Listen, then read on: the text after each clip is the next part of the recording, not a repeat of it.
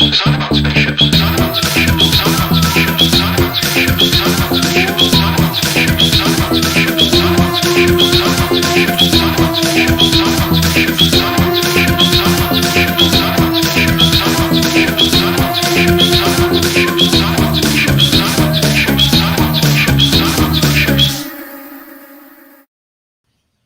that song's fucking problem? Hi, I'm Jason Ward from MakingStarWars.net. And today we got Allison McClone. I'm always going to say it, Allison. Sorry. Always going to say it. You can say McClone. That's fine. Last name, it's cool. Yeah. McClone Wars. I'm we got old Mr. Jesse with us. Chicken today. Chicken nuggets. You son of a bitch. And my sketchy friend, Rob. You and me against the world. Helen Reddy songs. It's you and me against the internet. All right. I'm doing good, man. I'm having a good time. On. I'm ready to get along with everybody. So I think we're gonna debate tariffs in World War I. No. Hold on. Let me go jump in the chat and just disagree with everything Allison says in a passive aggressive way, but I really support her. That's what I do. You're like, damn, Rob. I'm like, hey, see my little buddy? He's on my shoulder. He's on my shoulder. Which one's the devil? Which one's the angel? I don't know. I don't know. I like when Ricky Gervais gets like you want it, like, do you? He's like Robin Williams shirt on. It's like, I'm a stand-up comic now. Kind of makes me laugh. I need to get rainbow suspenders. Yeah, the old Mork and Mindy. All right. Joseph says, what's up? You know what, Joseph? Boba Fett. That's what. And I just got Revenge Guy's DM right before the show. And welcome back, Revenge Guy, to the internet. Today we got Boba Fett jazz from this magazine. If you guys want to get this magazine for your collections. And that is... Hold on, I'm out of here. Yeah, right? Okay. All right, yeah. So look. You still sell magazines? I want that That's a British magazine, right? To be honest with you, I want that as a poster. That's a British magazine. You could buy the digital copy of it today if you want to be like, oh, hello, everybody. I'm super fancy and read British magazines like Warwick Davis. I can't wait for Lost in Space Season 2. The movie? Matt LeBlanc's back? Oh, I can't wait. How you doing? Lacey Chabert. Let's do it. How you doing? I'm pretty sure Eric Denton's going to show up in the chat to mention that there was a Willow on a show called Buffy. My friend went out with her back then. I didn't like him for that. I was like, you're a piece of shit. You went out with Sarah Michelle Gellar? No, Willow, the girl who played Willow in Buffy. Yeah. Oh, yeah? Yeah, I dated her for a little while, and I was Allison like, Hannigan. Yeah. You son of a bitch. Now I really hate Jesse. She's good. Wait, we're not talking about Jesse? It was Jesse. Yeah. Oh, well. Yeah, he dumped her. He said she needed to work out. I thought it was really rude. No, I'm just kidding. I honestly, man, I had a crush on her since My Stepmother's an Alien. Oh, was she in that? Yeah, that's her. I totally forgot about that. Yeah, that's right. She's a few years older than us too, I think. Yeah. That was at the age where I was. Jesse's got to bring up a woman's age, man, dude. Oh well, yeah. I mean, he did tell her she needed to work out. I mean, see, everyone thought I was being mean to Jesse, but now you see, he says fucking shit like that. Like, no. I'm gonna side with Rob on that one. I don't see him bringing up Chris Pratt's age, but he can play Garfield and Mario. Like, yeah, he's Mario. Let's start this. Let's get this party with the bang. It's this YouTube. Let's do it. Yeah, in case people don't know, Mario's timeless. Therefore, age doesn't matter. But how old is Princess Peach is the question. Okay. No, I'm kidding. So this is Book of Boba Fett is featured in SFX magazine 37. 300 slick magazine. 347. Sorry, there's a lot of them. Wow. So if you want to be glossy, if you want to be extra fancy, If you want to pretend like Cinefastique never went out of business or whatever it was called, and you're still living the dream, get this one. It has The Witcher on it. And notice no words on their balls. Yeah, why do they not put words over the balls on how we do wait, Empire is also a British magazine.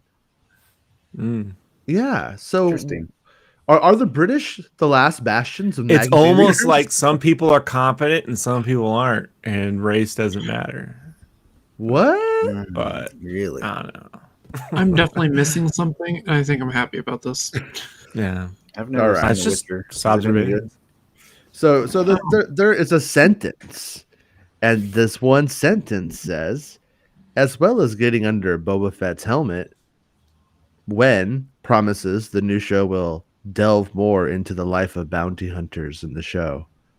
So I for what it's worth, that's Ming Na Wen.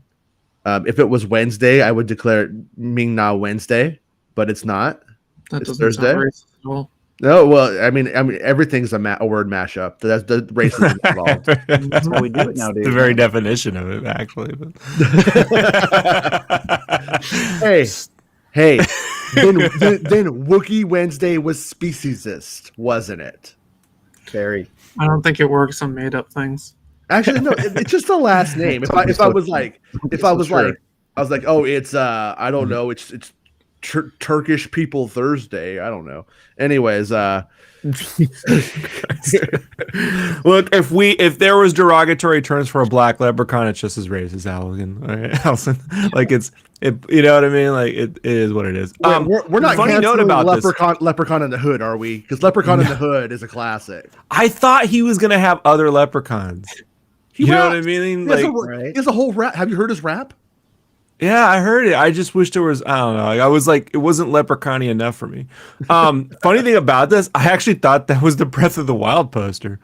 This whole like person standing on a hill overlooking a valley fucking thing. Looks like every art director since Breath of the Wild is like, wait, you're talking about it. You're talking about the Lost in Space. Yeah, he's holding a dead kid.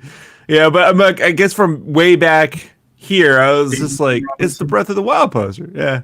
Wait, that's a dead kid? I thought that was a honeymoon. That looks like a concept from Lord of the Rings. You sure? I'm pretty sure that's a space honeymoon. Oh, okay. But Sure. That's why it looks like that Superman cover. I hope they paid for that font. Crisis. The E looks like Tetris, though. It's dope. That's true. Yeah. that means it's from the future, in case you didn't know. The H is too thick.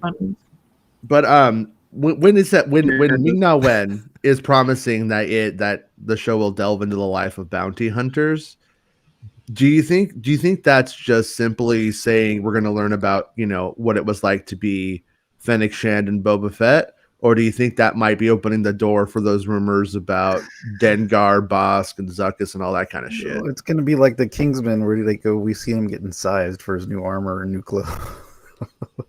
I think it's going to be more like a day in the life. With Yeah. them sitting by the pool, petting the dog. That whole thing. We saw it, though. I mean, Mando is the life of a bounty hunter. He gets a bounty, goes on a mission, accomplishes it, doesn't go quite according to plan, but gets it done, fixes his ship, has no money, takes another bounty. Yeah. That really is the life of a bounty hunter. Yeah. Oh yeah, you know what? I Revenge Guys, I need some Cad Bane action, and I got a press release today from somebody, and it was a Cad Bane Funko Pop for what it's worth, and I meant to put it on the show so we could I could be like, is this the same one from? It looks like his hat looks a little derpy, but I didn't know if it was the one that we got in that last cartoon or not. But anyway, Bad Batch. Yeah, and Bad Batch. Bad Batch. But yeah, there's like an exclusive one that's coming out for con season this year. That's all it says. I do think, though, the promise of the show isn't to see the day-to-day life of a bounty hunter. I think the promise of the show is what happens when a bounty hunter wants to become a godfather. You know, Mhm. like Yeah, what that's happens when what he I'm wants.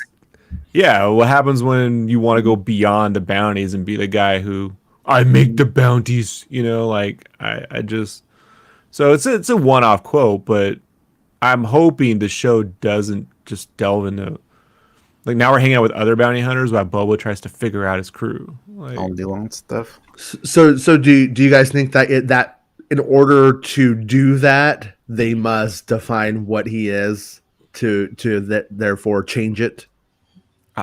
I would say, man, it's called the Book of Boba Fett. Like there's chapters. Chapter 1, clone. Chapter 2, Attack of the Clones.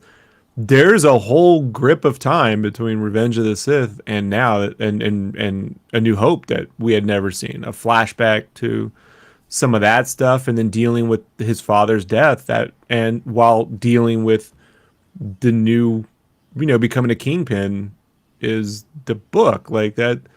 If they focus on any other bounty hunter, I'm not gonna be ragey, but it's gonna be annoying. Yeah, Like yeah, it's called the Book of Boba Fett. It's not the The place only for other it. character I'm interested in is Ming-Na Wen's character, Fennec Yeah, I don't want to Shand. read So- too much into the So quote, what if but he kills all the guys at the table like we're talking about, and then fire. That's what I want him to do so bad, bro. because now that they're gone, like even though they're gone, the people who they represent aren't exactly scared of Boba Fett, so he has to go out there and put the Oh, I'm hoping smack Michael down on Corleone. everybody who he's going to tell me, hey, I'm running the show. You're going to bow down to me, and then anybody who gets in his way gets toasted. Yeah. And if he does, as he does start to rise, he might be like that family member who's won the lottery. We're like, oh, Zuckus was always your friend. Can Zuckus borrow $26 for pizza? God help us, Zuckus ever runs for politics and he keeps talking in the third person. Wouldn't that be annoying? So there's a Milk quote. was a bad choice for Zuckus. Yeah, Allison was was a saying, very bad choice. Sorry. Zuckus lactose intolerant. he forgot the straw, so it just gets all over him while he drinks it. Because you gotta get the straw in the little Zuckus hole. They show him like using Dengar's robe behind him while he's behind him. Zuckus lost his Zuckus. So it just milk all over the face, right? That's what he calls the straw, is a Zuckus. Hey, dude, you drink out of a tube. All right. So Ming-Na goes on to say, and this is probably those. Remember the other day when Ming-Na Wen put that picture of her looking all flying low on supply on Twitter, and she was like, "I'm doing, I got in makeup again, doing press again. It's great." I think this is probably from that day, honestly. In the Book of Boba Fett, there will be a lot of exploration. This is her of the dynamics between Boba Fett and Fennec Shand, and she goes on to say, he's someone she respects, and they have definitely bonded with him saving her.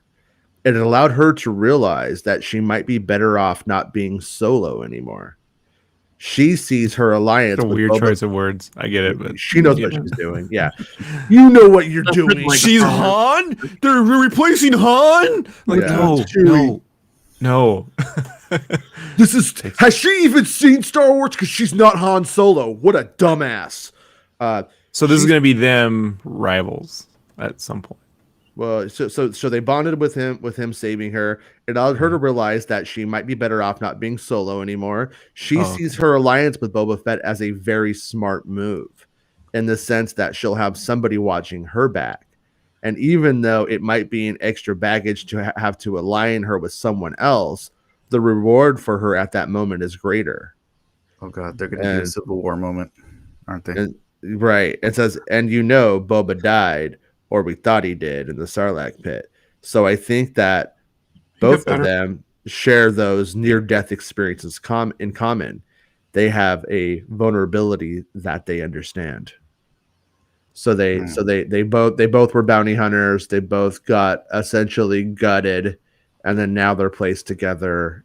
And I'm still not convinced that it's not the Book of Boba Fett. Then it's a different show. It's Starsky and Hutch as gangsters. Like I'm all fine with that. It's just Look, again, when you name something the Book of Boba Fett, if it's called the Book of Obi-Wan and it's all about how Obi-Wan and some person that he saved on Tatooine are getting along, that's not. It's just I'm afraid that the Book of Obi-Wan is of Obi-Wan, right? Like how I did that Obi-Wan. shit. A chapter I like in the that. sand. I know, I'm putting it all together. But I'm afraid that they put book there to replace Rise because they don't want to put Rise in a title anymore. Rise Sure. of Boba Fett. You know what I mean? Like it's just another word, book. You know, it's like a book, and we'll do it Obi-Wan- like in chapters. Rob, like, Obi-Wan Kenobi is called Star Wars Obi-Wan Kenobi, and it's not just about him. Like yeah. But it's the central all of focus these is are- what he's going through, right? Yeah. He's going through something, and if they don't deal with what we want him to go through, if it's just him having adventures helping people like an 80s TV show, like 18 comes to town, helps someone, walks off, Yeah. that would be disappointing as a series, right? But not if she's important to not if she's important to his life. Right. If So it- just call it like, bounty trail. justice. No, there was. I'm not being a dick or contrarian. There was a fan film in 1999 called Bounty Trail, I believe it was called. Yeah, it was very good. Yeah, and it was. I it was saw actually, Booty Trail. I saw Booty Trail on Pornhub. I know, Jason, and so it's stay on target today. And they got around their budget by doing like comic book strip panels, like Creepshow did. Remember the first Creepshow movie? How it was like a comic book. Anyway, if it was called like, if something like that, like then it would, okay, great. It's just, again, you selling the promise of the premise, like you would think the Book of Boba Fett, it's just the name is so unique. I've never heard of a show called The Book of Hawkeye, but we're introducing the new Hawkeye. That would be okay, I'm fine with that idea, but calling it The Book of Hawkeye would be misleading, I think. Calling it the book makes a lot of people go, yawn, laugh out loud. And I would hope too that they don't rush. It's only 7 episodes. I mean, I guess you could say it's 7 hours of content, but even then it took like 20 movies. But I was told it was 9. I was told it was 9. It took over 15 movies. Someone's gonna fucking do the math. You're wrong. It was actually 17.5. Okay, right. 15. It took over a dozen movies for those two to then rift, and it was like, all right, But I hope it doesn't. I mean, like even Better Call Saul, it took 3 seasons before they got to the Breaking Bad material, really, Yeah. So one would hope that since you have the time, build the relationships up. So when they go sour, as they often do, especially amongst criminals, that we're rooting for both sides to win in a way, I want Boba to win and I want her to win. I would hate to see one favor the. I like the gray areas, right? Where you're like, man, I want Walter White to win, but I also want Salamanca to win, but I also want Giancarlo to win. Like, yeah. I think the closest thing Bounty Law that we have genius that we have to their relationship is in Solo: A Star Wars Story. Between where we have a homeboy who wants to retire and learn to play the Valacord. It's funny I can remember Valacord right now, but not his name. And Woody Harrelson's character. Woody Harrelson's character, and yeah, Tobias Beckett. Tobias Shand, something like that. Beckett. It's Tobias Beckett, I think. Yeah, Tobias Beckett is what it was. And yeah, so they're like, they're at that same age, and they're like, well, it's time to make a big score and retire and get out of this life. And then, but when you juxtapose them, they're like, oh, we're ready to rule this shit. it's like Boba Fett rules would be a. He's like this. It's an after-school Fox Kids special about how Boba Fett runs the galaxy. She has to have her gun. Davis shows up, and they're gonna go find an island. Yeah, be great. But that's kind of where I'm going with this. Is like I mean, it might be adorable in our fan minds, not to say anybody on the panel is saying this, but in our fan minds that they are a team and they stay a team. But I really only see her dying or betraying him as the end game for the relationship, considering the climate in which they operate. Isn't The that show's Boba Fett? Joel says, why didn't they call it Better Call Saul and Kim since Cam Wexler got called on the phone too? I'm like, don't. And then all of the characters and his brother, and that's not it. Yeah. Look, I'm not saying because her name isn't in the title, guys. That's not what I'm saying. I'm saying it's called the Book of Boba Fett. One implies that someone's entire life is a book, and this is spanning possibly all parts of his life from when he was a clone to other years. I don't think it now. does. I don't think it I does. know, but it's a shame. Good. I But know, right? It's an ongoing series. So this one isn't a limited series. I mean, So even Fargo's done in chapters, with Yeah. the characters like the show is done in chapters with things like intertwining in a way. It's fine, I like guys. I'm not against. God damn, and just call. Why wasn't it called? It better call Saul, but Jimmy first. And I get it. why wasn't it Whatever. called breaking my wife's face because she pisses me off so much I threw the pizza on the garage? That's a good title. Oh, there's one Ooh, question. long. It might be kind of old, but Bounty law. since I like most that of the one. costumes are have markings that mean anything, is there any reference or any meaning to her costume and the orange spot on it? Or we just think that's the design. At this point, I'm going to go with it's just the design because she has It it looks cool. back during days after the Clone Wars when she's young, right? I'm pretty sure. I need to go watch that whole series again because I watched it as it came out, and then now I'm like, did Cad Bane have a funny hat? I know he had the shorter hat, He but had a different hat than the newer one. yeah, like in the Clone Wars, he has that really big Lee Van Cleef looking thing. Yeah, white brim. and then he's all, you know what? I got shot in the head. Time to maybe make the target a little bit smaller so little kids named Boba Fett can't shoot me anymore. At least Also, the note on his design, I do like, out of everything we've talked about the costume, I do like that it has a little LED thing that blinks now, like on his chest plate. Oh yeah. Like I think that's a great addition to add something to his suit that gives it little texture, a little Star Warsy, yeah, like he's always had that. Really, I never noticed it, but ever blinking. I never noticed it ever. blink before. I never noticed it blinking either. Yeah, they obviously like because they were gonna do like the close up on it and it had like meaning for it. It's much brighter, but honestly, all of the costumes like people who I know who are experts on Darth Vader were able to tell me, oh yeah, that's the Rogue One suit in Kenobi because the chest plate's so much brighter. I have like followed that. all of the Addy-Wan threads when they're analyzing the lights, and I'm like, this is too much for me, man. Like this is a job.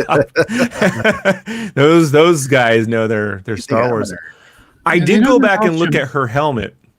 Because remember when we were like, "Hey, she needs red." Her helmet has red on top of the top of the yeah. helmet. As does her hair when her hair piece is in there and she's not wearing it. They did things with her hair to make it work like that, but I can't see it.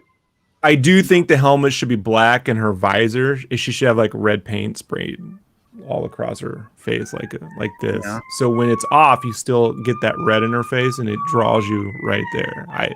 From a design standpoint, I just think that's Where she has an orange one that pops down over her eyes that is and it gives her some kind of thing that's a little more otherworldly in nature versus just a person in a suit. Like when I see a person in a suit, I tend to think they're Imperial or there's some business. Like bounty hunters always have something to them, like something more exotic in a way, like something.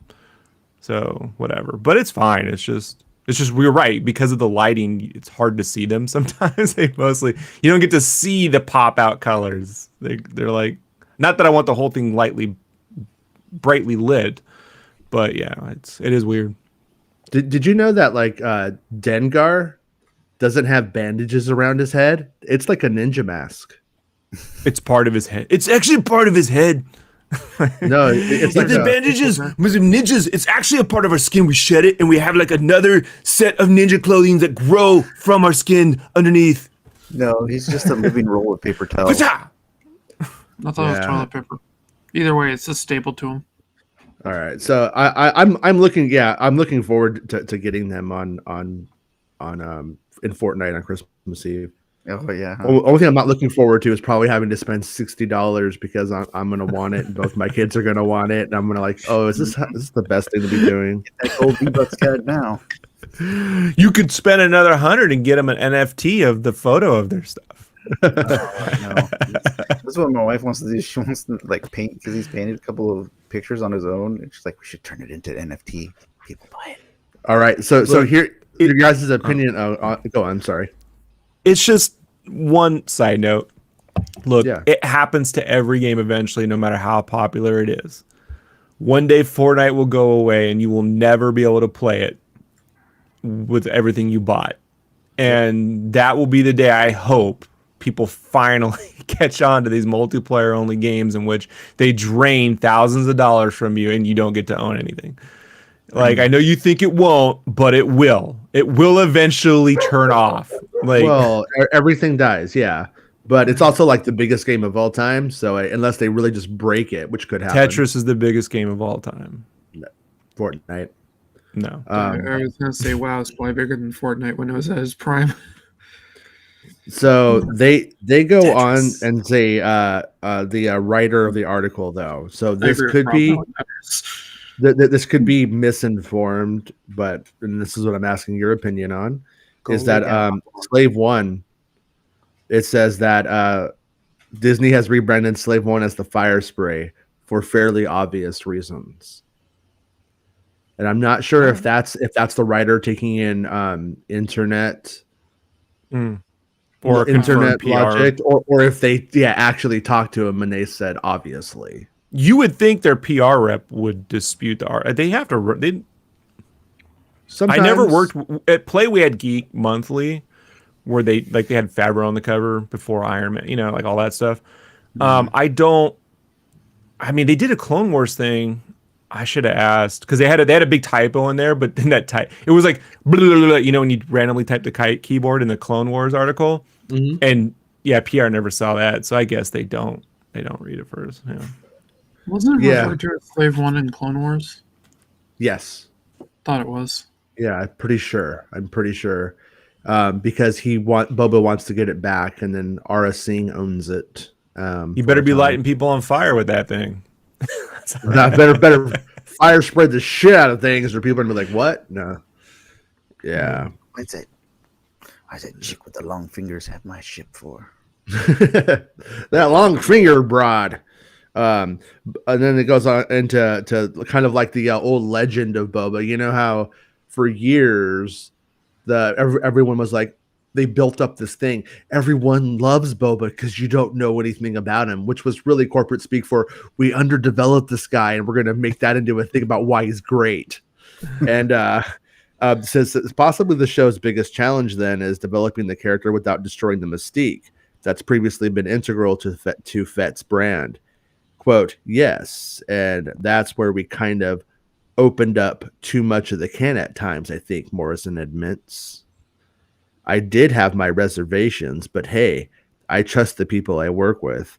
I was so lucky I had people like Dave Filoni who had an ability to connect some of the dots, some of the ancient dots, and to keep that authenticity. I relied on him a lot because I'm not one of these actors that reads every comic book and every bounty hunter book. Fake fan. Fire Morrison. You don't know how many Boba Fett comics you'd have to read from Dark Horse that would put you into a coma. Mm-hmm. You know, I mean, I have a fun one that he makes a cameo in, and the one Miglia drew, but there's a lot of bad Boba Fett comics. I mean, 95% of Boba Fett writing is somebody going, hey, I'm going to kick your ass, and him going, do you know who I am? I mean, that's literally about most of his interactions. I'm fairly certain why George Lucas kicked him into the Sarlacc pit like a chump is because he's like, why is this character so popular? Just knock him off the edge and call it a day. If he was a sound capitalist, he'd be like, well, this thing funded the whole movie. Really, people keep buying this figure no matter how much we beg them not to. I mean, the he was the coolest looking character in Empire. The only thing with Boba Fett that confused me as a kid was when I'd see people get tattoos, and like we're talking like when I was at the special edition premiere, guy had rolled up in a giant sleigh. Yeah. But it was like what's his emblem, the Or the animal thing, skull the thing. myth Yeah. something, The Mythbusters. Mythosaur or whatever. Yeah, the Mythbuster. When he has the Mythbuster on his arm right there, right? Yeah, I was just like, man, Adam like, Savage. what if they make him worse? Like, no offense, right? Like it is possible to make Boba Fett worse, and then special edition Jedi. I'm not saying he was worse, but didn't exactly, light up the room either. Yeah. Well, if I had a Boba Fett tattoo, I would have had a touch up done, and it would have said, "Oi, Dad, get him!" underneath it. That's what this I was would have before them, but that's great. No, that's what I would have added after.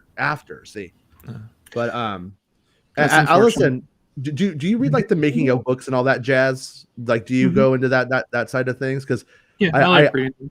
Yeah, I love Rinsler's Making a Return of the Jedi book, where you just hit the point where Lucas is fully getting divorced. They're starting to like tell people like, "Hey, me and Marcia are done," and then they're like, "Well, what do we do with him?" And George is just like, "Throw him in the fucking pit. Don't care." But I think it's a happy accident, honestly. Because had it Wasn't not an been accident. well, Tantrum. Han just kind of was like, where? That's a throw him in the fucking pit. Throw him in the pit. Yeah, in 1983, I think it was a misstep. I really do. I mean, like if Star Wars had ended right there, and after what you were actually devaluing Empire Strikes Back in a way by minimizing who the guy was, and you know what I mean. Want to know where he should have been? Yeah, on Endor. Yeah. It's supposed to have made there gives Solo something to actually really deal with. Yeah. By the way, I was thinking about, I don't know why it never dawned on me. I was thinking about this yesterday. Was the only way speeder bikes make sense on Endor is if it was Kishak and you could never see the floor, and they needed hover bikes, like swoops, to swoop in between the trees. It's racist when you don't say Kashyyyk, because that is a real culture. And it's cash for yaks. I've been to the mall. That's the name of the store. Dude, they bought 3 Ys. Do you know how much that costs on Jeopardy or on Wheel of Fortune? It's always a daily double, bro. So like costs whatever you got plus 2 times 2. Sorry, plus 2. Thank you, American math system. Anyway, so my grandma, public education. My grandma is somewhere right now going, that idiot. But then I was just like, speeder bikes on a where like you can fall endlessly to your death is actually pretty great, right? Because then you need to like hover between the trees over the ground. It makes no sense. Anyway, but yeah, Boba Fett on Endor would have been the perfect foil, because Han has no real foil in that fight. It just turns to the Ewoks versus the Empire at that point. But yeah, having to deal with that too would have been awesome. Yeah. Revenge Guy says, I think Boba's Fett starship rolls off the tongue better than fire spray. Yeah, and it totally does. Boba Fett's accurate Starship Clone Wars era starship is actually quite better. See, I know what you're doing. Everyone else thinks you're doing Yoda. I don't care. Great. I'm totally doing Yoda. It's okay to like Yoda. I liked it when Mando didn't show his face. That's not what I think he was doing. Reminded me of Judge Dredd. I'm just glad this is out. It's okay to like Judge. Sorry, I don't have to explain this tattoo so much anymore. From the, like, do you have a Boba tattoo? Yeah. Oh, I like how I talk shit and he's got one. That's the best. See? You weren't looking when I raised it up in my. I said this shit to your face, dog. I wasn't afraid. Like, wow. You're going there, huh? Ooh. Just for that, I'm buying stickers. Nuggies. I really have always felt though that the hiding behind the Mystique thing was like, if Boba's a good character, he doesn't need Mystique. Mystique is just going, oh, I don't know anything about this person. It's like when you meet an attractive person and then you realize they're really shitty and they become unattractive. It's like if the character is any good, that won't happen. You know, I feel like you're getting like one of the club. I mean, I've been hurt a lot, you guys. You've said meaner things about me, Jason. That one got right here. Okay. Yeah. So and then but they acknowledge and that messing with that is dangerous for them, and I think it kind of is. But I also I think it doesn't matter as much as it used to anymore, because the reason why the Mystique was ever cool was because of the armor. And we see the armor everywhere now. There's a pink one, a silver one, and I guarantee you 75 multicolored ones coming in season 3, I promise. We should have seen all of Mandalore and the Mandalorians in the original prequel series, as originally alluded to. Planned when they were supposed to fight the Mandalorians. Yeah, and we didn't, and whatever. I get he changed his mind. I get it, but that was the theory. That scene, it just would have been cooler to see Jedi versus Mandalorians versus Jedi and a bunch of Roger Rogers, over and over and over and over and over. So there you go. They did it in the Clone Wars, thankfully, and it was worth it. I would prefer to live action, but that's just me. Well, hopefully now we get it right. This is where they begin to make amends. I can kind of see how the armor's a little small on him. It definitely because he's so beefcake, dog. He's kettlebells, bullets, man. That thing covered his whole stomach. Look at kettlebells, man. It's this way. It's out here. He does the swing. Right? Did you think at the end of it he just becomes like Joe Rogan? He's leaves it behind. He's has a podcast, on Tatooine. He gets $100 million podcast, and then I'm out, bitch. I love the Empire. So this is the part, ironically, that leads into what we were talking about yesterday, and it's about the 5-year gap, and it's for all that preserving Boba's enigmatic side is important. However, there are some things we surely have to find out. In canon, there's a 5-year gap between Fett becoming a Sarlacc and re-emerging in the Mandalorian. Sarlacc? How were there not Sarlaccs? Little gummies, right? That look like the Sarlacc pit, but it's all the bounty hunters and stuff that have been Jawas are in there. There should be Ewoks in there playing some helmets. Yeah. Inside. Was that Allison? I got the limited edition Boba one. So, Sarlacc re-emerging in Mandalorian. So, how did he free himself from the grisly digestive tract? And how did Marshal Cad Bane come into possession of his armor? Well, that was explained, actually, that last part. That was on screen. If the Sand people got him out, they just took his armor. No, Jawas get it. We know that from the Aftermath novel, and then we see Cad Bane literally buy it from the Jawas in season 2. So that what if they pinch it from the Tuscans? Wouldn't that be great? They were just the sail barge after it explodes, and they steal it. How did he survive? Well, indigestion, and he came back out. Yeah, I mean, are intolerant. What or what if it's even worse? What if the rocket pack? Turns out Sarlaccs are Mando intolerant. They're totally Mando intolerant. Yeah, so he goes, how did he free himself? Blah, blah. If these questions remain unanswered, there surely will be rebellion on the streets of Mos Eisley. Honestly, there won't. I feel that way too, but there won't. People will just be like, he's got IMS, irritable Mandro syndrome. Yeah, we still never saw Darth Maul come back on screen, and he did. People were just like, okay. I don't agree with it, but I don't really care. He got out somehow. That entire suit of armor is filled with weaponry and things. I guarantee he could have blasted his way out. Farts mostly, actually, Allison. Yeah, it's a lot of fart. That too. It would be if I was making it though. I would have all that weaponry on there, and he gets in there, and he goes for the blowtorch. It won't fire because it's eaten through the hose. All this stuff is falling apart, and at the end, just that stupid screwdriver thing he has near his ankle. That's what does it, that's he just has to cut his way out with it. But the missile in the backpack. So backpack explodes. Yeah, or just there's all kinds of action sequences they could write, right? I mean, to make it work out for him, or like you said, digestive issues.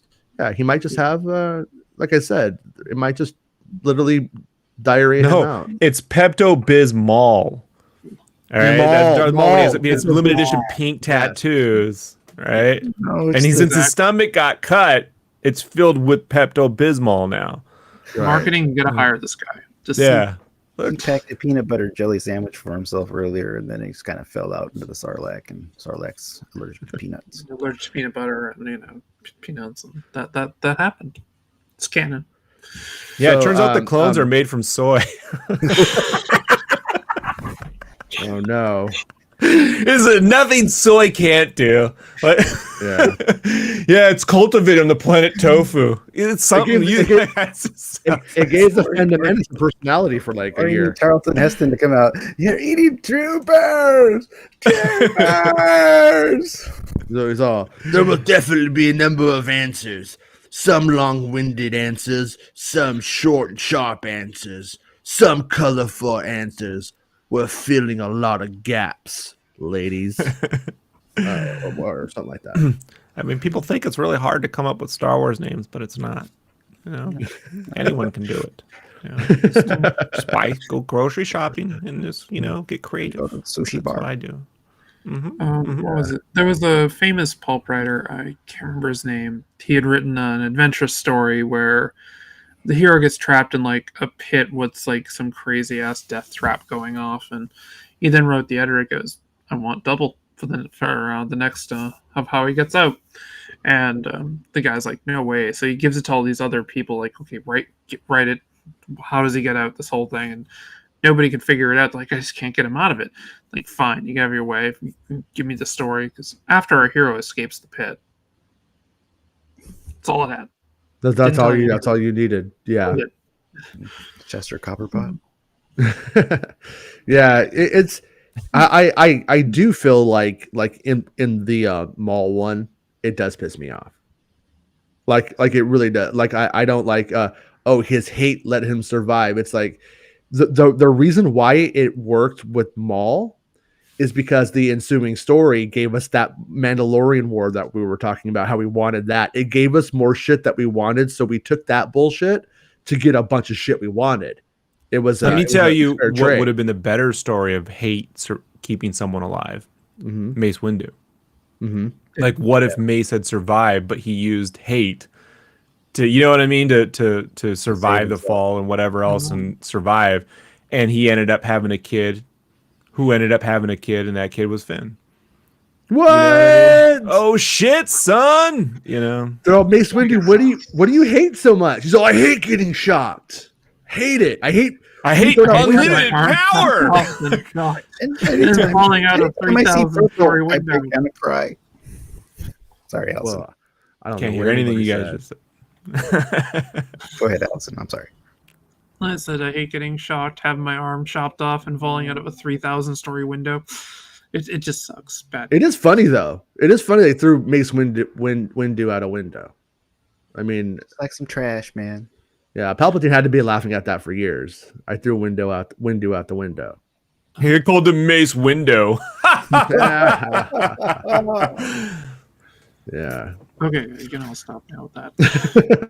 What? I'm with good company today. Can't bring me down, Allison. Can't do it. Well, watch me. I mean, I look at Warwick on his shoulder. I think Warwick is going to get you. What does James say here? I want to see the Most Vegas Raiders. Las Vegas Raiders. Yeah, Las Vegas Raiders. That's right, Raiders. Yeah. But the Boba Fett one is a hell of a lot easier than the Maul issue. A character named Vegas who fuels all the pod racers is something Lucas would have done in the prequel era. I'll be honest. Need to top up. Welcome to Vegas. Go get him. All right. Yeah, let me and probably like I'll be here all week. I'll be here all week. Have you seen some of the names? No, I agree with you, but still. Fair enough. Yeah. That's definitely prequel era, Lucas. Oh, I'm gonna have to go see Adele because she's gonna have her residency in Vegas. So, at some point. Are you a big Adele fan? I had no idea, Jesse. No, I didn't either. I was told I am. I am now. Okay, so that's funny. They sent a second email, and in the second one, it confirms that it's Bad Batch. That the Cad Bane. I'm just gonna throw it up on there, just so people know what I was talking about. Yeah. Sorry. See this little, like, it looks like he has a little fisherman's hat in this version. I don't think it looked that. I'm just saying. Oh no. Oh wait, is that? Looks Is like that Dave Filoni? You know, he's gonna get my furry feathered feet soon. Turns out Cad Bane's got web feet. Web feet. Yeah, it is kind of interesting too when you consider Boba Fett as a text, in the sense that they wrote him into Star Wars Underworld, gave him a whole arc, and then never made it. But that was George Lucas. And then Clone Wars was going to establish him, put him in prison, let him break out, had him go after Mace Windu, started trying to resolve that stuff, and was going to have him in the armor by the end of it. Didn't get to do it, got canceled before.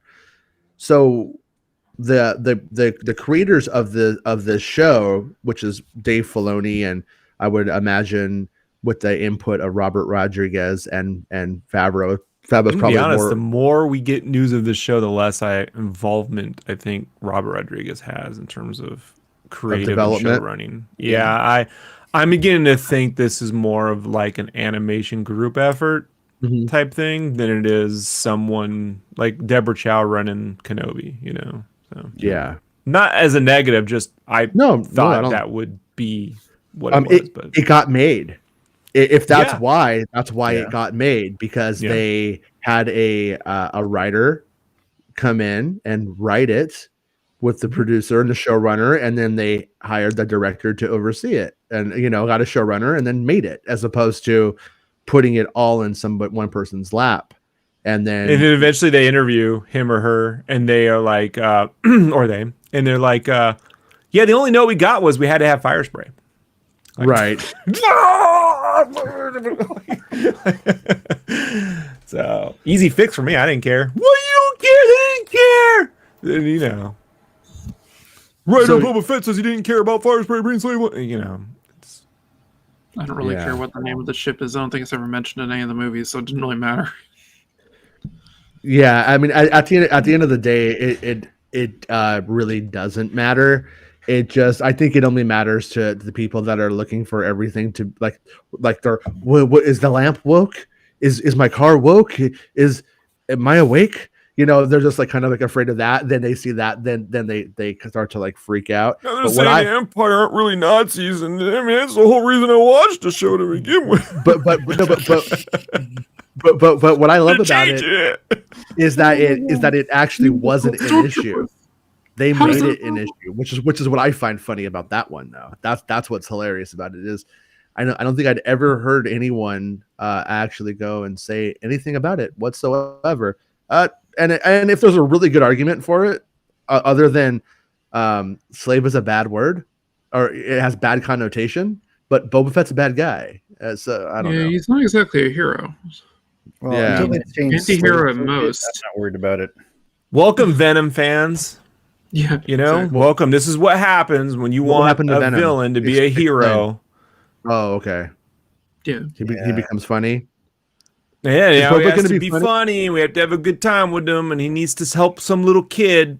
That's coming. You think that didn't come in where Venom helps a little kid? It's happening. And it'll be Carnage's kid. And then it's a little symbiote family. It's like different strokes, but with the symbiotes. Right. God, I was trying to find an article that had what's the person's name? Grace Randolph.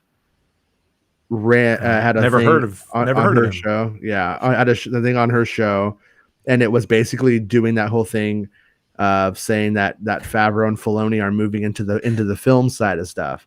And for the record, I think it's important to acknowledge that she reported that Mandalorian was taking this radical change and the show was changing, and It was all this big drama, but it was really that Boba Fett was essentially season 3 of the show. But why do I acknowledge something that was so off? Because there was a foot of truth, and there was a little bit of truth to it. The way it Hold was on, decoded, Joe Williamson just said Anakin should have named his pod racer Slave One, like WON. God, that's so good, Joel. That's good. Good one, Joel. Oh, Joel gets the no prize for today, dude. in my head, that's what it's called now. Wherever you are right now, raise your hands. Your hat too, my hat too, but I don't have one, so I'll have to rely on Rob. He's got the hats. It took an Espa to make a slave, though. He didn't just do it by himself. What? Bad timing? Both sides in it? I get it. That's not fair. But let's not make fun of people's looks. The It's full of rumor though that Filoni and Favreau are taking over now. Number one, if and I didn't watch her say it. That's why I was trying to see the article about it, because I just remember that was the thing yesterday. But two things I want to say about it, and the first thing is Favreau and Filoni taking over the films today would literally make it impossible for the other series that they have in the pipeline to happen right now. Like, I don't really see how they're going to be prepping Ahsoka, writing and going in late pre-production on Ahsoka. Bandwidth. Kevin Feige isn't personally directing and writing the movies while developing them. Right. Yeah. But yeah, it's and that's what he is doing, to be clear. And so we end up with a situation where I'm like, that kind of doesn't make sense now. But does it make sense that Favreau and Filoni would get a film? And so I'm saying, if the prophecy has been misread, maybe that's actually what this is saying. You know, look, I'm not bragging, but one of us could be in Rogue Squadron. Just saying. I mean, it's Filoni's time to shine. Would one of those films, or the film, be like a compilation of like the stuff the Game of Thrones guys were gonna do, and then that kind of which is probably High Republic. And like content. Season 7 and 8 came out of Game of Thrones, and Disney went, "Oh fuck no." No. Those guys just got a really sweet check because somebody was like, "Game of Thrones is hot. Let's let them make $1 billion things for us. Give them $1 billion for it." Mm-hmm. And so and they walked. Good for them. I would have been great though if after they abandoned that Confederate show, they had said, "We're doing a show about the Confederacy during the Galactic Civil War." It's all about Doku, and you're like, "You motherfuckers!" Dave Filonius. Dave Filonius. Yeah. That's actually my full name. The third. Yeah, Filoni is like a Stan name, a Stan Lee type thing, pen name.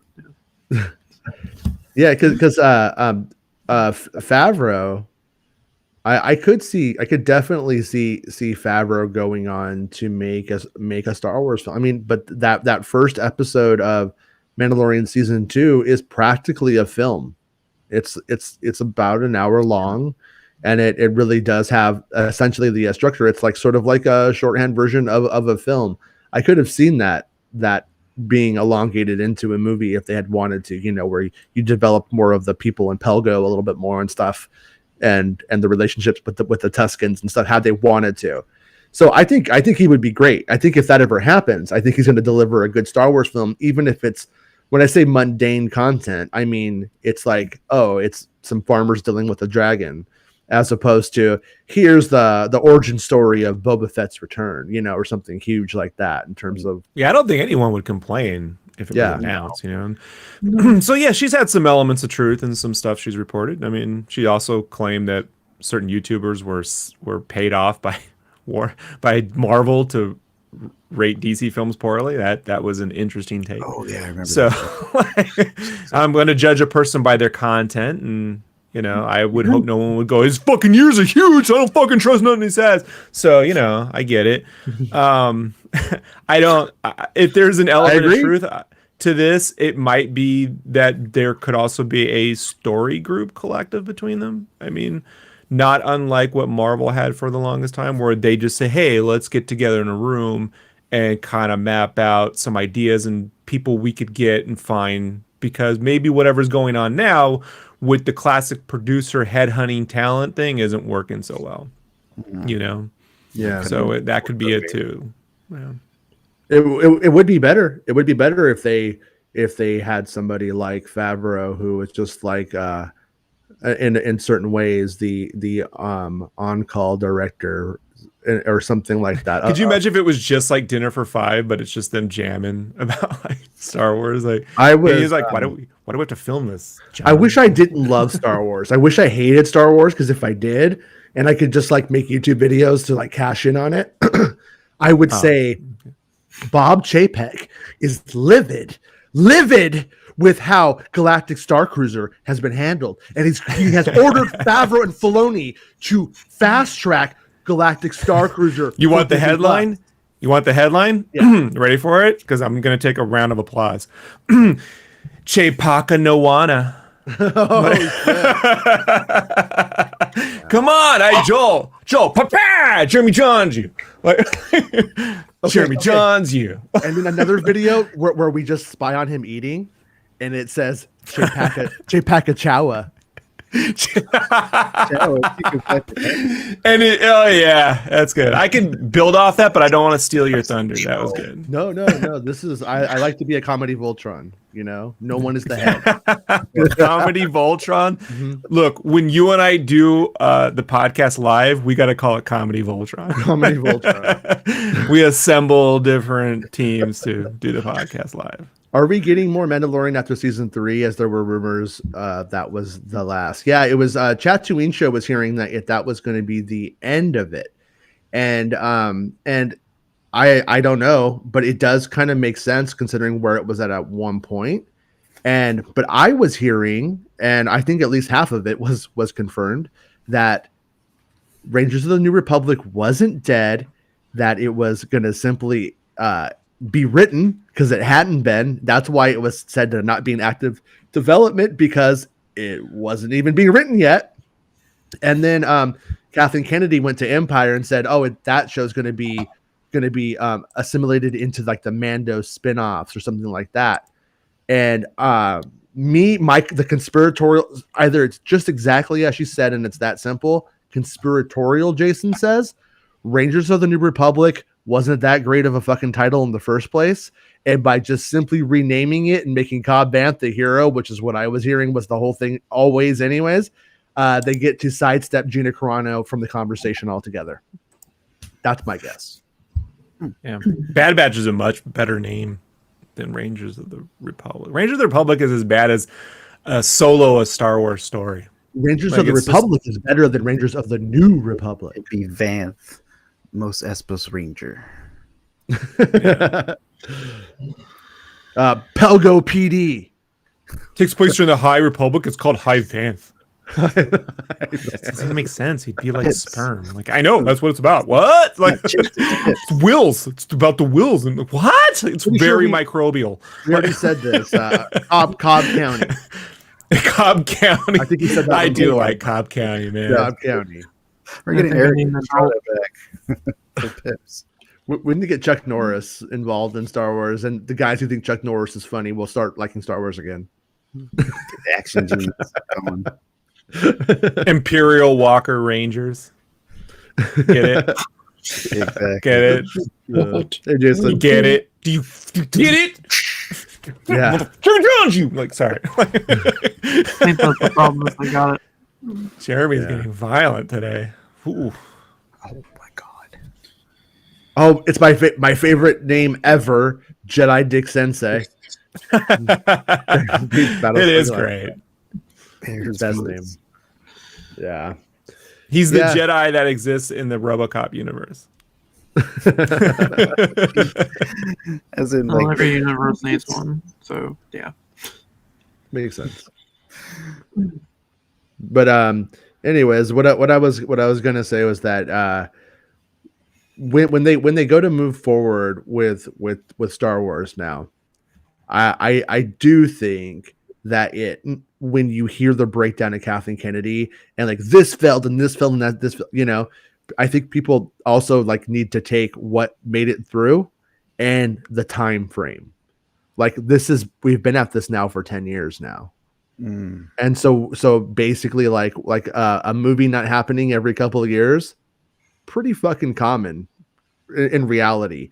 And especially when some of them were like, the guys got paid 200 million and took off. If you're going to go for the biggest people ever, like shit like that is going to happen. Like that one, I don't think counts. Well, like, what was sequel time for most of our 80s movies if they ended up getting a sequel? Sequel time? What do you mean? Like time between How long movies. between them? Oh, 3 to 4 years. Yeah, because Back to the Future 2 was like 3 years. It was like 5. Wait, it came out like in like 89? 85. Well, Yeah, you see the the first average one, time between sequels for films in the 80s or a specific film? No. The average time was 3 to 4 years between a sequel for any given film. I mean, Back to the Future and Ghostbusters are the ones where like it took too long. It took too long. But if you look at, the Star Wars films, if you look at Revenge of the Nerds, if you look, but except for the Police Academy, they cranked those out every year. But Batman to Batman Returns was three years. The Fly 2. Moving Violations is going on like 40 years. Never got a sequel. No, that's why I said like it's going on 40 years. It's going to happen. Jennifer Tilly still looks amazing. Can do it, and I have a funny feeling. There's a certain Murray brother who's not working right now who could probably use the cash. They're all just waiting for Bill Murray to die. They're like, he'll die and we'll get all his money. We'll replace him with his younger and see if anyone notices. See, James Washington with We never got a Master of the Universe sequel. Yes, he did. It's called Cyborg. It had Van Damme. Oh shit! I started watching the new Masters of the Universe Netflix, the second half of it, and I'm enjoying it. It's most people seem to like it, which is why you're not seeing it trend because if it's not controversial, nobody talks about bots, it. Yeah, they won't. It is now. Kevin's like, it's actually rated. People get it, but because there isn't this rage machine on Twitter, will it actually get a sequel? I wish Netflix wouldn't greenlight shit based on engagement. I wish they would do that based on quality and then push promotion of the things that they believe in. Like solely rating things on engagement is so freaking dumb because you end up with these movies. The movie side, look at Netflix films. None of those, like one of them they bought, that was great. That got the Oscar nod. But all the ones they've made internally are pretty much blockbuster, just big budget versions of the Guyver live action goofy shit. And it's just, but it has the most engagement. Like, who cares? Like, what do you believe in? What's kind of interesting about it is, in a way, I kind of feel like we could be heading towards a situation where the pout rage YouTube film commenter types are actually saying, Netflix, troll me. I also don't want to just blame other people. I put this solely at the feet of Netflix. Why they ever split up a season into 2 parts. If you imagine if Arcane was split into 2 parts, people would probably not watch the second half because they forget about it. Like just delay it and release it all once a week or all at once. However you do it, this splitting into come back in 6 months, it didn't work for the Matrix sequels. It's not going to work for a He-Man show. So weird. Well, but what was weird was on the first one, I got the early screener for it, and they were like, here you go, you can't talk about it now for 2 or 3 months. And I totally forgot about it. But when there was no like, hey guys, the embargo's lifting next week kind of thing, I just totally forgot about it by that point because it was so far away. And and then Mark Hamill as Skeletor, and a Skelegod, I'm digging it. I think he's kind of rocking it. It is like Oppenheimer. What was that? I would have preferred Alan Oppenheimer. The original Skeletor. The original guy. Yeah, doesn't have a voice. They talked about that. That's why he's in there. He's in Lost Man or whatever. But if he lost the voice, then I can't do it anymore. Yeah. I mean, I wasn't really into He-Man growing up, for reasons. I like She-Ra though. Yeah. No. She-Ra was actually in a lot of ways had better stories than a lot of the He-Man episodes back then. I liked both. I watched both. And I watched a few episodes of He-Man because my brother was into it, but I didn't really. Well, it just wasn't for me. Yeah, it was kind of hard to escape back then. It was on like twice a day usually, and it was on for like 3 years almost, probably. Yeah. Tom I did like the new Kalinske. She-Ra cartoon. They came out with a good new doll too. It was like a 12-inch doll that came in a giant box that looked like the castle. Figurine. Oh, I'm sorry, figurine. 12-inch love doll.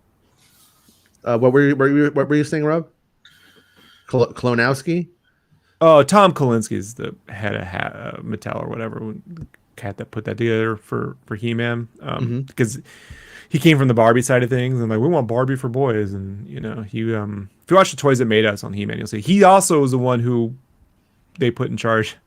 He had him asked him to come out of retirement after the He-Man movie tanked the entire franchise, and they like, we perhaps went too far, but he's the one that they ended up putting in charge of Sega. So all the Sega, that branding was under Kalinsky's reign. Really good dude. But that was just trolling us that Nintendo. Yeah, they were, and it worked, right? It worked pretty generation well. of dudes was like bought into it. So I know a ton of my friends had Sega Genesis, and my brother was like crazy for the Sega Genesis. I'm like, I want the Nintendo. What one has to imagine though, during He-Man, like really loud for years would blow the fuck out of your voice. Not just that, but Oppenheimer probably got like got hit up for that thing every time he had to go do a voice, right?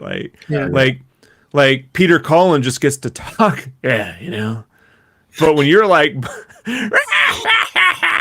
for 20 years, waiting for me, thank you. Did he do Starscream? No, that was no, that was somebody else because he passed away. Welker. Okay. I think it was Wilker. That was my next question. Megatron and Soundwave. Whatever. It's all the guy who did Starscream also did Cobra Commander. Yeah. I love that guy's voice. He passed away. I forgot his name. Yeah.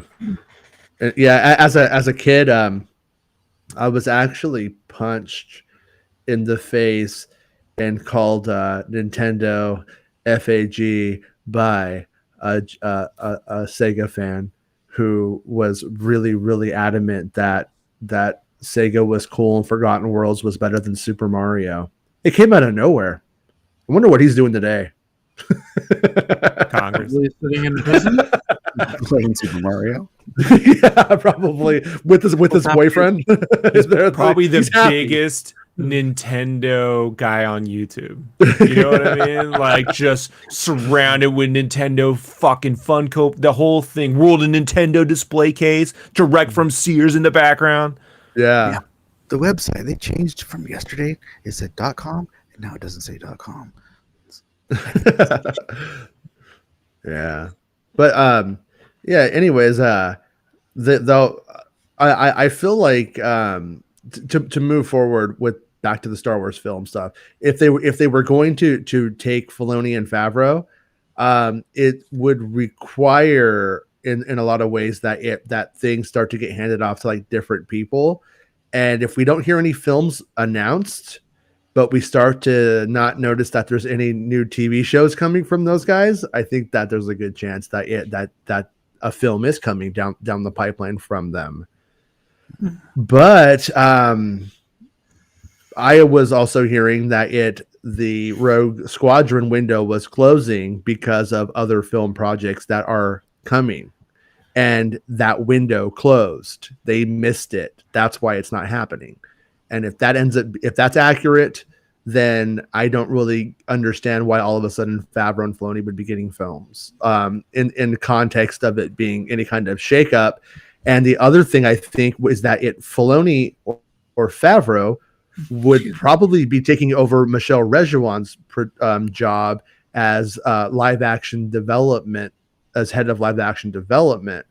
And so the way it's been thrown at me, I don't know if Grace Randolph presented it this way. I didn't see it. So just being totally clear and fully like out on that, it would make me think that, like I said, one of them would be taking the Rejuan position, and I don't know if that actually makes a lot of sense.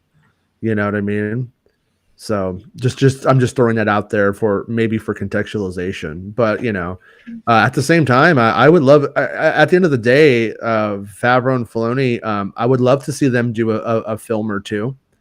But at the same time, as much as I love Mandalorian and much as I love Clone Wars, they have equally done, Filoni in particular has equally done as much things that are meh within the context of good things. He usually gets it right. He usually fucks up and then gets it right, though. So that is to his credit.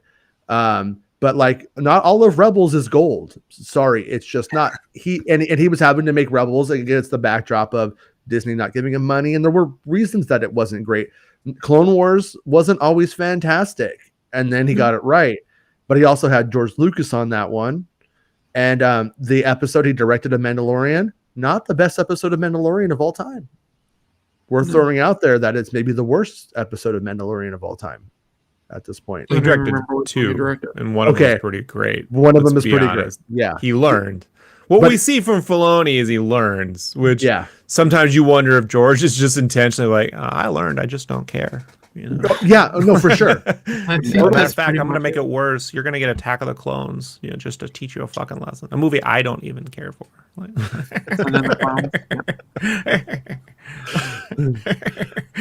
So I love your impression of Lucas, Rob. It's the cackle. Because I know, like, that laugh. I always think only as kids know if that laugh comes at them in a negative way, right? Oh, look, you fell on your fucking face, kid. Like, whatever. No, it is true though. Would you really? Okay, considering the guy James Washington makes a comment about hoping for an Old Republic movie announcement. Look, thought about this.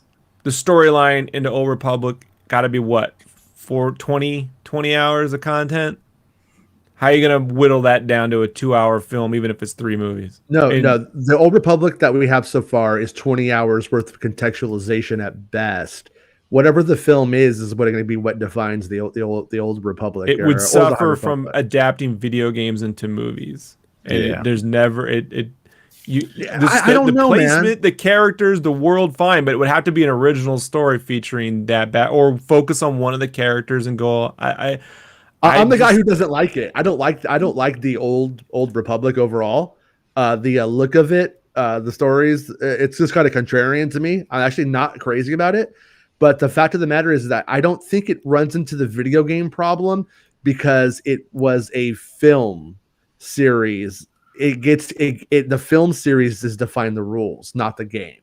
The storyline is what they're talking about. Yeah, give but all that they content. want to take they want to take the Old Republic storyline, which is most famous from the video games. I mean, it started as a comic book first. But. Yeah, the problem that you run into is with Revan. Is the Revan story actually could work as a film, but where it falls short, where it runs into the problems, is the amnesia. That is a very corny plot device to use in a film, and they'd have to make it more interesting. It would have to be rethought and adapted in the way that Civil War was adapted. Yeah. And so again, they had 20 films almost, 50, over a dozen films, they had like at least a couple of films before they got to Civil War. So Old Republic works better as a series that could then culminate into a theatrical experience, right? Mm-hmm. But if you're just looking for a film, you're going to be let down in some way. It's just not going to have that. They're not going to do a 3.5-hour Lord of the Rings ×3 shoot all at one time Old Republic scenario. They're not doing that. Like my feeling is that if they were to make a movie, let's just give it a really simple plot. Let's just rip another fucking derivative of the Seven Samurai. A Jedi comes into a village to protect it. Okay, like that. They've done it 4 or 5 times now in the last 10 years. So let's just pretend that's the movie. It's like, which suit is James Bond going to wear in this movie? If you were to do that story, is it the white one, the black one? Is it the octopusy scuba gear? But it just all ends up. If it's the Old Republic, if it's Return of the Jedi, if it's the High Republic, it's the same thing. Just the aesthetic has changed a little bit, and to make it not seem so tired. And you don't want to wait 3 years or 6 years if the big climactic turn you want to see on screen happens. It's not happening in movie 1. Yeah. So you got 3 years from now for it to get done. 3 years after that at best. So that's 6 years before you're going to ever see the thing you want to see in live action. It would work better as a series. I'm just saying. Like, I feel that could translate. That could translate to the screen in a big, rousing galactic battle event.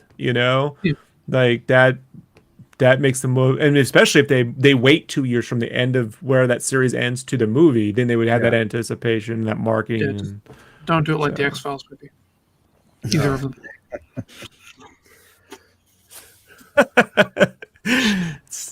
All right, everything about that movie, I was just like, why? What were they? What was the point? Okay. Yeah. Sure. Lost in Space was better. The guy who made X-Files lived really close to where I live, and my neighbor owns all this pottery. What's his name? Chris Carter, something like that. Yeah, I think that was it. Because he also did Space Above and Beyond and a bunch of other shows on Fox. Yeah. Vince Gilligan wrote on X-Files. Vince Gilligan learned the pluses and minuses in TV from X-Files. Without X-Files, we don't get Breaking Bad. To that, right. I will forever be indebted to X-Files. Oh, no, I forever indebted to that series. Yes. Because we probably don't get Rian Johnson in in many of the things we like. What? People are going to think you're serious about that eventually, and I'm going to laugh. So what? I have a right to be stupid. So dare to be stupid. Oh, you're an Avatar fan, so it's in your blood. See, subtle shade, Allison. I see it. I wasn't subtle. Got you talking about Avatar. J.J. Abrams. J.J. Abrams is stuck on Gilligan's Island. One of the stupid rides at Disney loved him. Does the Warner Brothers own Gilligan's Island? No, if it ends, it sucks. He can't end shit. As long as they're on the island, he's good.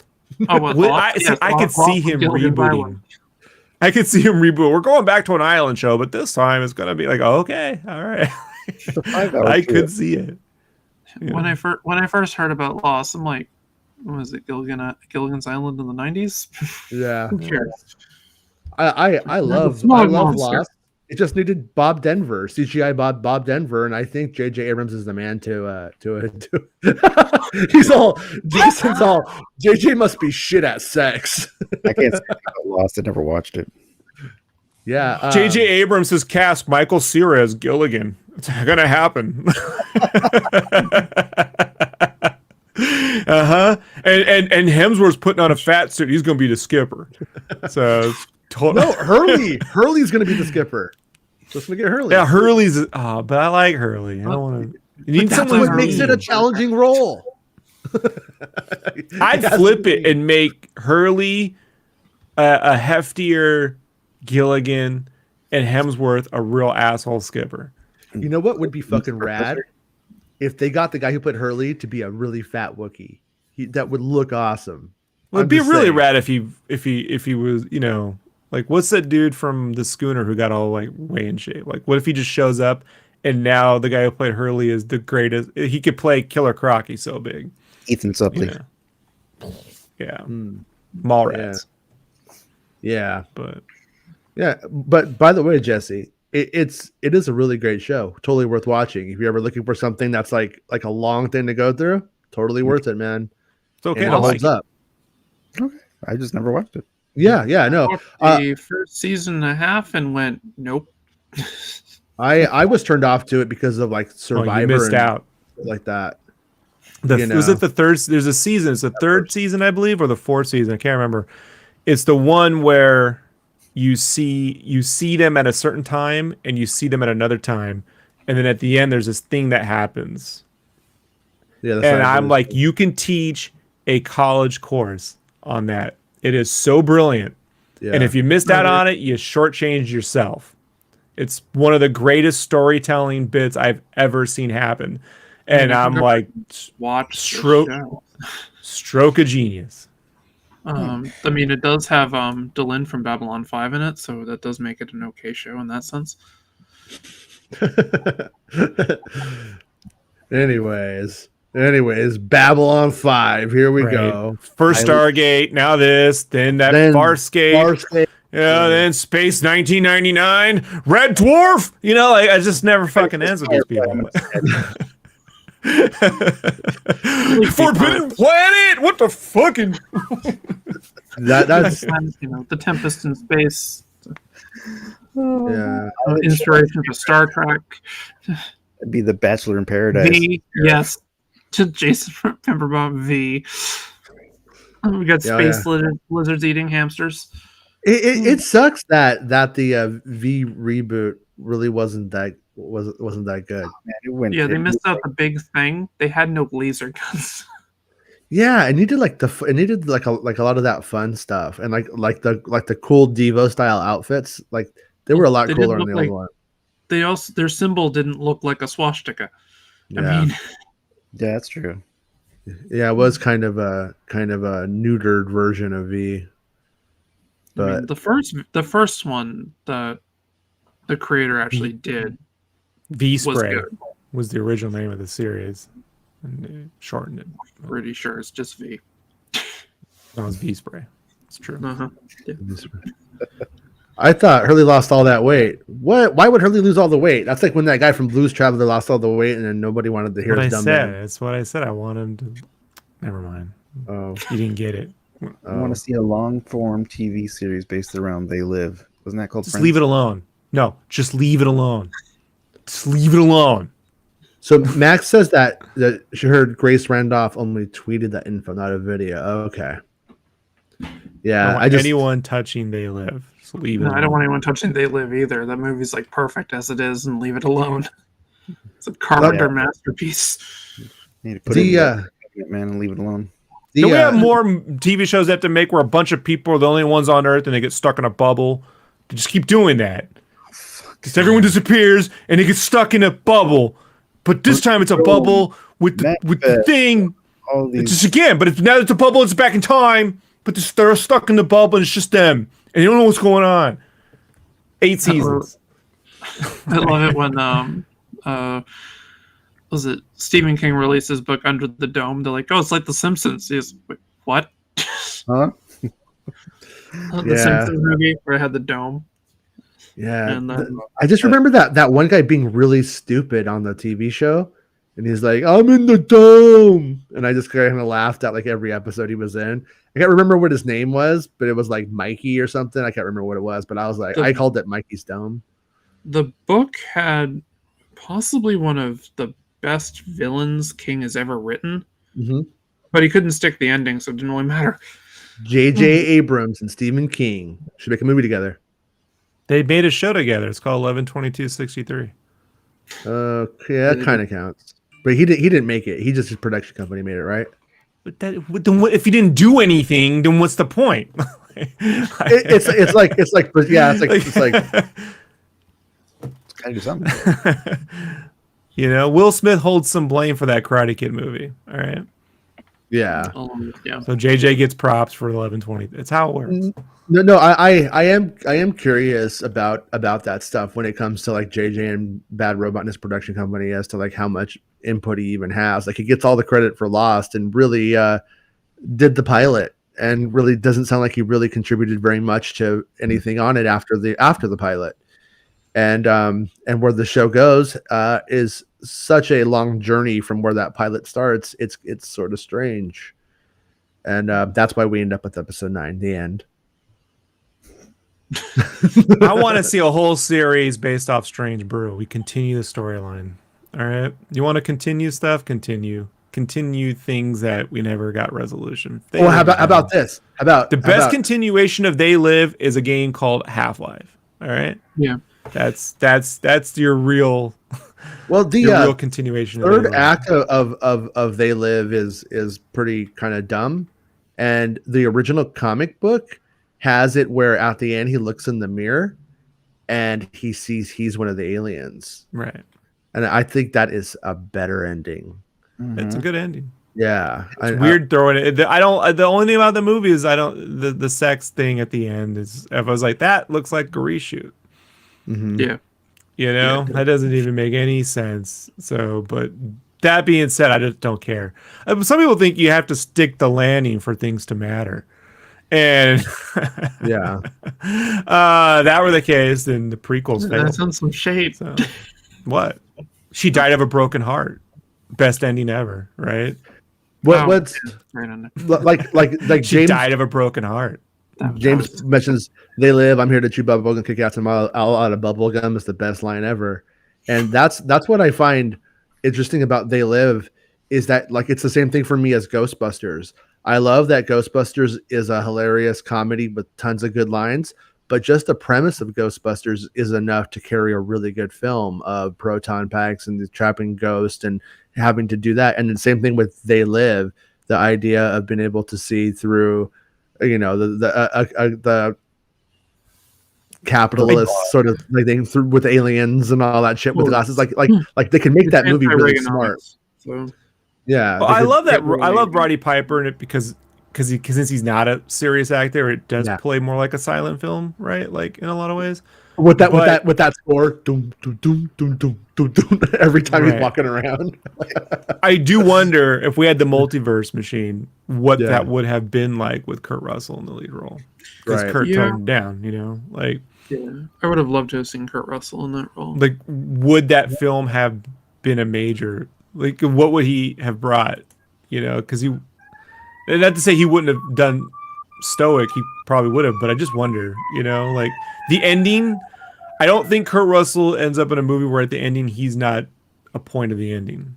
Yeah, you know what I mean? Yeah. Like, I wonder if not ending on him is something more to do with, I don't know, the studio's lack of something. I don't know. I just wonder why that decision was made.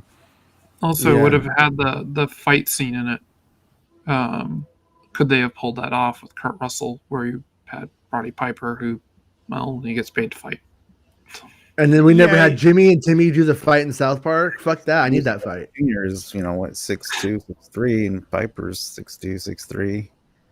And then, but if they had put what's his face in it instead, that'd be kind of a lot of height difference.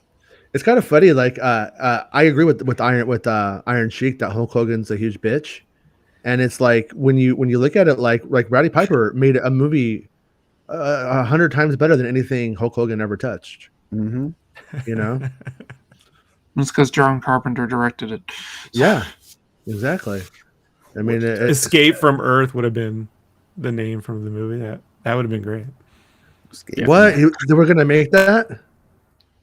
No. Oh, I would have totally watched that. I was like, yeah, let's do it. Let's get the fuck out of Earth. It's all a prison now, man. The man's totally getting us to when you get off Earth, man. It's a prison planet. Here's the deal, wards. This is a big CIA cover-up. It's been there. Everyone's known since the 60s, Project Northwoods, blah, blah, blah, blah, blah, blah, blah. Everyone knows. Common knowledge. Chobani. Yeah. I was so excited for Escape from LA. I went to see it in the theater. I've never seen it since. Really? You were that mad? Yes, you have. You've seen it since. Liar. You saw The Last Jedi. Don't start. Don't start. If you've seen The Last Jedi, you've seen Escape from LA. I don't want to hear anything about it. Kurt Russell said it was going to be made in an interview. See? Escape from Earth is a great name, though, isn't it? Yeah. It is a good name. Yeah, that is a great name. With the exclamation point. Perfect. Yeah. And you can put the little Earth in the exclamation. Oh, that's a win. Marketing genius. but that is and to make this almost be a Star Wars Space discussion. is the place. Yeah. Now, is We already gonna got it back to Star Wars. We the eye mentioned patch, Escape from or LA. is Pliskin going to have a futuristic eye that has been replaced? Well, I think Filoni He replaces with the eye that lets him see the aliens from They Live, bro. Exactly, bro. It. Obey. Yes, and yes, and Yeah, I know. Why don't you talk about Star Wars? Well, he brought up Grace Randolph. This is where we landed up. Because watch. Filoni and Favreau are both going to reference these things, and now everyone knows. That's what I say. You can see the people hiding as the Sith. Yeah, I'm with you, Jason. I think aura around them. If they modernize They Live, they would have to. I mean, you could easily make it topical for today, which would be funny just to see the hate for it. But that'll go over real well. Yeah, every studio's looking forward to those death threats. I mean, when They Live was made, Netflix engagement. The only person who could make it and survive and weather that storm is Quentin Tarantino. Yeah. That's it. That's it. He's the only person who put up with that's it. You know, because he'd still keep it indie. Nah, what would happen is they would make it, and the usual dummies would just be into the it has cool glasses and aliens in it, and they'd be all about it, and it'd be fine. It would be look, I'll tell you exactly what it'll look like. It'll just look like whatever RoboCop and Total Recall look like, and then Tim Rogers will tell you it's okay to like if They Live was perfectly acceptable, the remake, you know, and then that's that. So or like a masterpiece. Yeah, RoboCop wasn't a bad Singularity film. That's I've always said that. Yeah. But yeah, well, all right, guys. I think we've done it. We made an hour and a half show, and we only devolved in the last 10-15 minutes into a They Live discussion. You're being very kind. I'm being kind. I'm a kind man. But yeah, I would imagine that today is Thursday. I am just making this up with no insight whatsoever, but I expect there to be a TV spot tomorrow. Friday seems like a good day to do it. We haven't got anything in a little while, and they put two really close together, which makes me think that they have 15 more. And in the past, they have dropped a ton. Like, I want to say the Star Wars films had upwards of 20 plus TV spots in the past. So, yeah, Boba, I think I don't think Boba's Disney marketing winning again, huh? Disney Plus marketing is the best, isn't it? Isn't Disney Plus marketing the best, everybody? Just round of applause. Best money can buy. Star Wars Hotel looks great. The Star Wars Hotel looks great. I'm going to say that. Can't wait, dude. Just round of applause for Star Wars. Can't wait to rob a bank to stay there. Got it. It's going to be good. It's going to be good. I mean, it's going to be great. I am so lucky Jason's not on the panel. Bravo, Rob. Bravo. So lucky, dude. Oh, man, I'm just winning today, man. Gosh, I feel lucky to be alive. Warwick Davis is so judging you right now. Bravo. Thank you, Warwick Davis, for judging. Honestly, when I die and it's like defending your life, he's my lawyer. All right? 100%. I want this representation, Jeebus, right? You're definitely going back down. I will accept wherever they send me if he's my lawyer. That's a great Einstein movie. Oh, God. Defending your life. Yeah. All right. Well, hopefully tomorrow we have something cool. I think our Australian buddy Chris may be hanging out with us tomorrow. We haven't seen him in a little while, and he's asked me what I was doing tomorrow, and I said, we're talking to you about being an Australian and all kinds of Vegemite and shit like that. And he said, okay. So, because it's all Vegemite. We'll have a gay time. Yes. Yeah. That's what they say. No, I don't judge. We'll have a gay. None of you know what that is, but the Australian guy will. I know what that is. Okay, yes, fine. So we know you know. All right. Thank you. Hand up. We know. Teacher knows. Smartest kid in the room. Just want to end on this last note. Steve Irwin was an inside job. It's not about spaceships. Making Star Wars Show. Making Star Wars Show. Making Star Wars Show. Making Star Wars Show. It's not about spaceships. Thanks to Steve Irwin, I now get angry at the manta ray who teaches the little Nemo fish. I'm like, Yeah. you killed him! Professor Ray? You killed Steve Irwin!